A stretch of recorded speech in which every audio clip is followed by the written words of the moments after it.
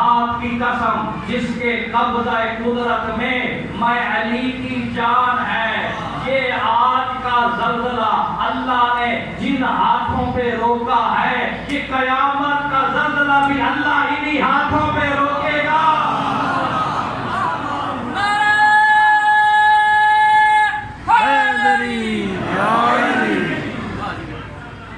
یہ قیامت کا زلزلہ بھی اللہ انہی ہاتھوں پہ روکے گا۔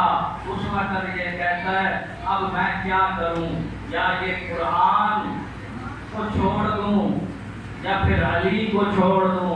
جب تک قرآن ماننا پڑے گا تو علی بھی ماننا پڑے گا، جب تک علی کو ماننا پڑے گا تو قرآن کو بھی ماننا پڑے گا۔ کون علی؟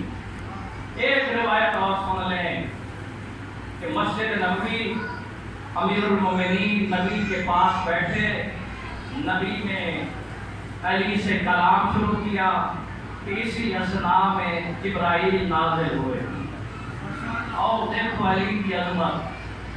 جبرائیل نبی سے مخاطب ہو کے کہتے ہیں کہ اللہ آپ کو سلام کہہ رہا ہے، اور سلام کے بعد اللہ پیغام بھیجا ہے کہ بشر اخاک علیٰ، کہ اپنے بھائی علی کو خوشخبری دے دو۔ بشر اخاک علیٰ، اپنے بھائی علی کو خوشخبری دے دو کہ وہ اللہ کہہ رہا ہے، میں خالق ہو کے اعلان کر رہا ہوں کہ لا اعذب من تولا ہو، کہ میں اللہ اس پر کبھی عذاب نازل نہیں کروں گا جس کے دل میں اس علی کی محبت ہوگی۔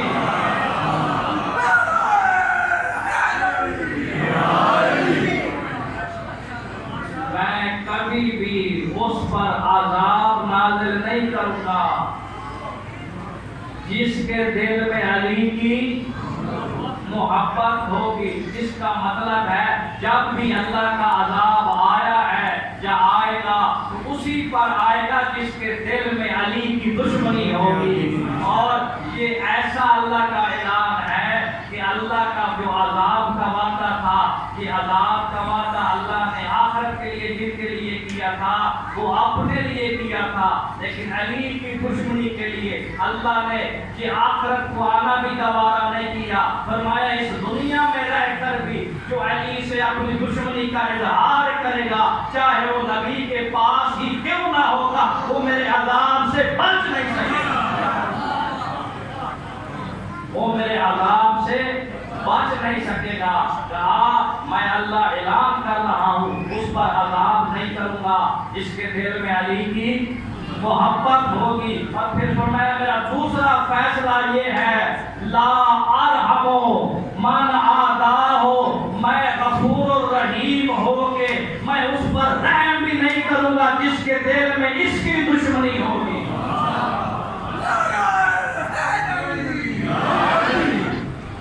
کہ جس کے دل میں اس کی دشمنی ہوگی۔ تو بس میرے بزرگان، اتنے فضائل کا مالک علی، اب ہمیں بھی سوچنا چاہیے کہ ہماری ذمہ داریاں کیا ہیں۔ اللہ نے آپ کو وہ مولا دیا جیسا مولا چاہتے تھے، اللہ نے وہ مولا دیا کہ جو تمام کائنات کے فضائل کا مالک ہے۔ تو پھر آؤ وہ جن کے مولا، جن کے ہاتھی اس قابل ہی نہیں کہ جن میں فضائل ہوں، ان کی زندگیوں کو دیکھو، اور ہمیں اپنی زندگیوں کو بھی دیکھنا چاہیے کہ جن کے ہاتھی کی پوری زندگی فضائل ہی فضائل ہے، کمال ہی کمال ہے۔ اب دیکھیں ان کمال سے ہم نے اپنے اندر کتنا کمال پیدا کیا، ان کے فضائل سے ہمارے اندر کتنی فضیلتیں آئی ہیں، ان کی شجاعت سے ہمارے اندر کتنی شجاعت پیدا ہوئی، ان کی سخاوت سے ہمارے اندر کتنی سخاوت پیدا ہوئی۔ خدا کی قسم، جنہوں نے ان ہستیوں سے کسب کیا ہے وہ اس منزل پر فائل ہے۔ کوئی سلمان نظر آتا ہے، کوئی ابو ذر نظر آتا ہے، کوئی مقدار نظر آتا ہے، کوئی عیسیٰ میں تمام نظر آتا ہے، اور اس کی محبت میں غرق، یہ کون میثم تمار کہ جس کو شہید ولایت کہا جاتا ہے، شہید عقیدہ ولایت کہا جاتا ہے، وہ اس کی زندگی کا مشاہدہ تو کرو، اس کی زندگی کو دیکھ کر اپنی زندگی کو تبدیل کر دو۔ اتنا پختہ ایمان ہے اس کا اپنے مولا پر۔ جب جابر ظالم حاکم کے سامنے کھڑا تھا اور اس نے کہا میں تجھے قتل کرنے کا حکم دیتا ہوں، اس وقت اس کی طرف دیکھ کے کہتا ہے تو مجھے قتل نہیں کر سکتا، تو مجھے سولی پہ لٹکائے گا۔ اور یہ بات ہے، وہ کہتا ہے اتنا مطمئن میں سزا دینے والا نہیں، جتنا مطمئن یہ سزا لینے والا ہے۔ اس وقت میثم تمار کے چہرے پہ مسکراہٹ آئی، کہتا ہے تو مجھے سولی پہ بھی لٹکائے گا، میری زبان کو بھی کاٹے گا۔ وہ کہتا ہے تیرے اندر اتنا یقین کیوں ہے؟ ہاں یقین کیوں نہ ہو، یہ جملے میرے مولا نے کہے ہیں، اس سے بڑھ کے اور یقین ہو کیا سکتا ہے؟ وہ کہتا ہے چل میں تیرے مولا کا ایک فرمان کو ٹھکراتا ہوں، میں تجھے سولی پہ تو لٹکاتا ہوں لیکن تیری زبان کو نہیں کاٹتا۔ یہ مسکرا کے کہتا ہے یہ تمہیں اختیار میں ہے ہی نہیں، یہ تو کر سکتا ہی نہیں۔ یہ کہتا ہے میں کر کے دکھاؤں گا۔ اس نے سولی پہ لٹکا دیا، یہ سولی پہ لٹک گیا، لوگ اس کے ارد گرد اکٹھے ہوئے، اس نے سولی پہ لٹک کے لوگوں کے سامنے علی کے فضائل بیان شروع کر دیا۔ میں کہتا ہوں آج اپنی جیبیں گرم کر کے علی کے فضائل بیان کرنا اور ہے، اور سولی پہ لٹک کے علی کے فضائل بیان کرنا اور ہے۔ فضائل بیان ہوتے جا رہے تھے، لوگ اس کے گرد جمع ہوتے جا رہے تھے، اس کے گرد حلقہ بن رہا تھا، اور لوگ اس نے سولی پہ لٹک کر کتنے لوگوں کو علی کی ولایت کی طرف بلا لیا۔ جب اس کی طرف خبر پہنچی کہ یہ اتنا خطرناک تو یہ جیل میں نہیں تھا، جتنا خطرناک یہ سولی پہ ہو گیا ہے، اب یہ پورا کوفہ علی کی ولایت کا پرچار کرنے لگ پڑا ہے۔ جس کو غصہ آیا وہ کہا جلدی کرو اس کی زبان کاٹ دو۔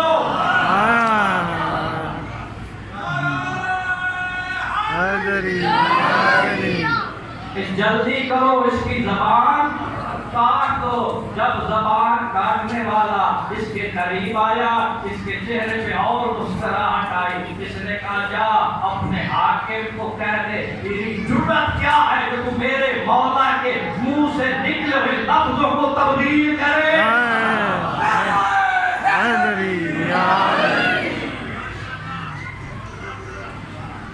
علی جو ہر لحاظ سے علی ہے، جو ہر فعل میں علی ہے، جو ہر عمل میں علی ہے، جو عبادت میں علی ہے، جو ریاضت میں علی ہے، جو شجاعت میں علی ہے، جو سخاوت میں علی ہے۔ لیکن مسلمانوں نے اسی علی کے بغض کا نتیجہ ہے کربلا۔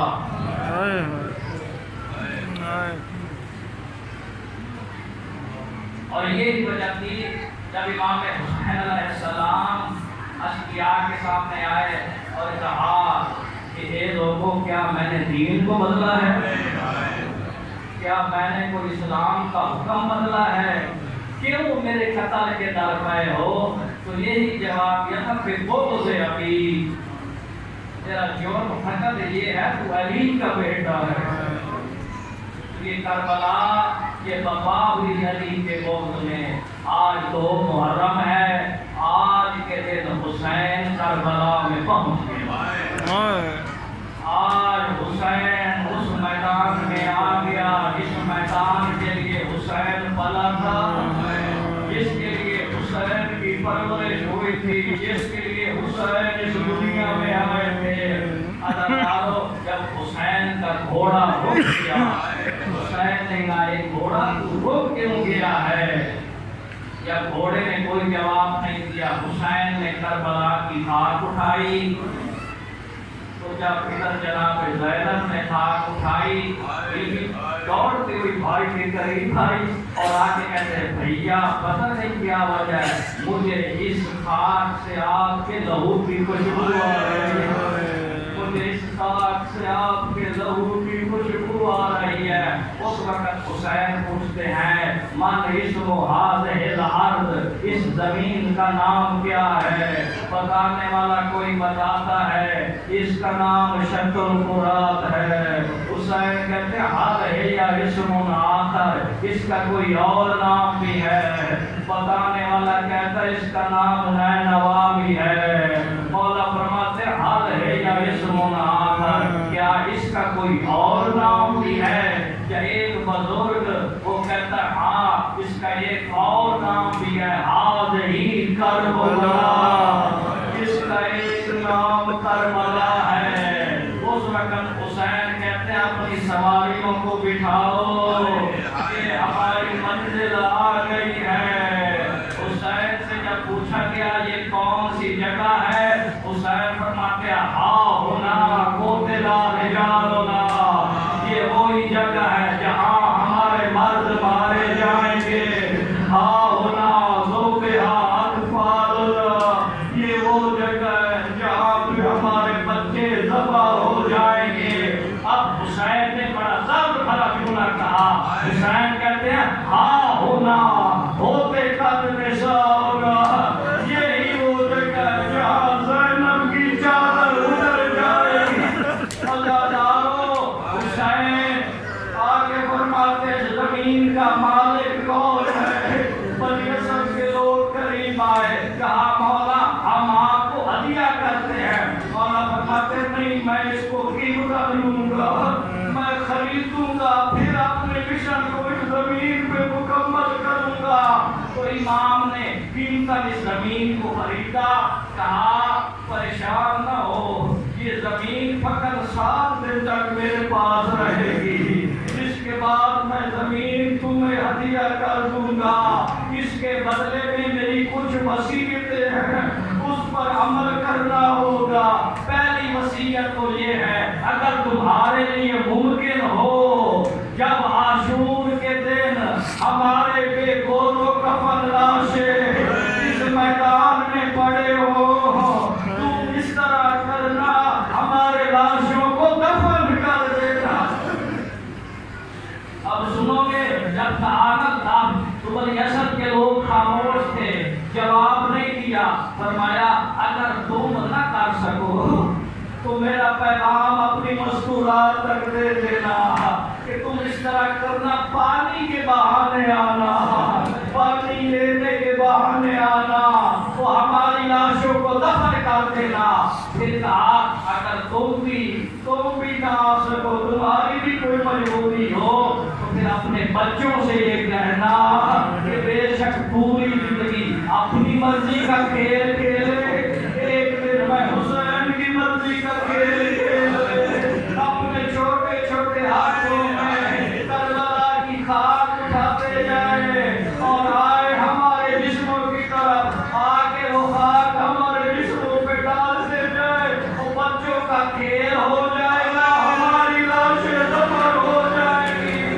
بس حضرتارو اس کے بعد حسین فرماتے ہیں میری اگلی وصیت یہ ہے کہ میری شہادت کے بعد میں جانتا ہوں میرا مزار بھی بنے گا، میری قبر بھی بنے گی، اور میں یہ بھی جانتا ہوں میرے زائر بھی آئیں گے۔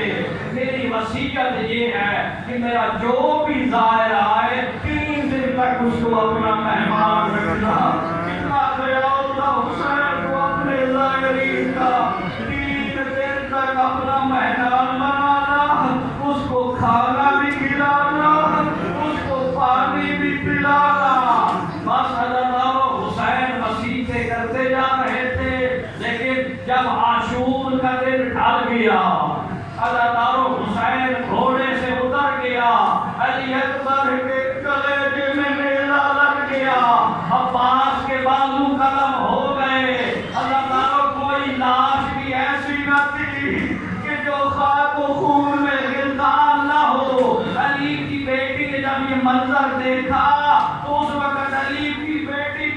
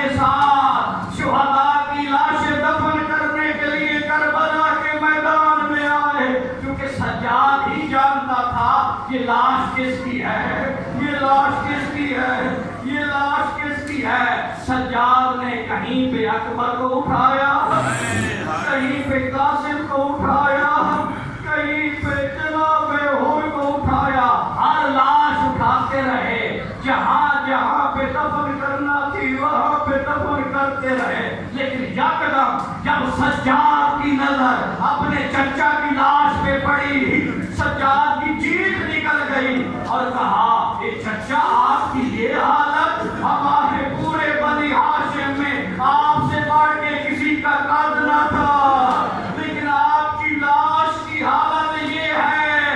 اللہ تعالیٰ اپنے چچا کی لاش کو بھی دفن کیا۔ اس کے بعد ارباب مقاتل لکھتے ہیں سجاد جب اپنے بابا کی لاش اکٹھی کرنے لگا، ہر لاش سجاد نے ہاتھوں پہ اٹھائی، لیکن جب بابا کی باری آئی سجاد نے ایک چٹائی بچھائی، چٹائی بچھا کے اب سجاد نے کوئی ٹکڑا کہاں سے اٹھایا، کوئی ٹکڑا کہاں سے اٹھایا، اپنے بابا کی لاش کو جمع کر کے چٹائی پہ رکھ کے جب بابا کو دفن کیا، دفن کرتے وقت سجاد نے کہا بابا بیٹے کا آخری سلام۔ اللہ تعالیٰ سنو گے، باپ کو دفن کر کے اللہ تعالیٰ سجاد نے اپنے بابا کی قبر پہ